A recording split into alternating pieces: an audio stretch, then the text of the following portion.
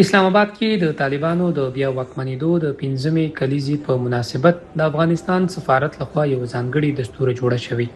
په دې دستور کې د بېلابېلو هیوادونو ډیپلوماټانو، پاکستانی دینی او سیاسي مشرانو او افغان استازو ګډون کړی دی.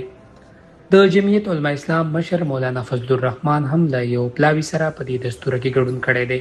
نوموړي ته د افغانستان سفیر سردار احمد شکیب څو ورځې وړاندې د ګډون رسمي بلنه ورکړې وه. طالبانو د 2021م کال د اګست په 15مه کابل ونیو او د اشرف غني په مشرۍ پخوانی حکومت پای ته ورسید.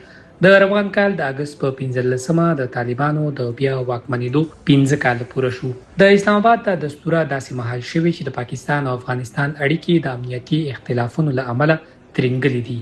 پاکستان تور لګوي چې د تحریک طالبان پاکستان وسلوال په افغانستان کې پټن ځایونه لري، خو د طالبانو حکومت دا تورونه ردوي. مولانا فضل الرحمن له افغان طالبانو سره اوږدې اړیکې لري او څو ځله د کابل او اسلام آباد ترمنځ د خبرو او د تاوتریخوالي د کمولو ملاتړ کړی دی. په دستور کې د پاکستانی دینی او سیاسي شخصیتونو او بهرنیو ډیپلوماټانو ګډون د طالبانو لپاره له اسلام آباد سره د سیاسي او ډیپلوماټیکو اړیکو د ساتلو اهمیت هم څرګندوي.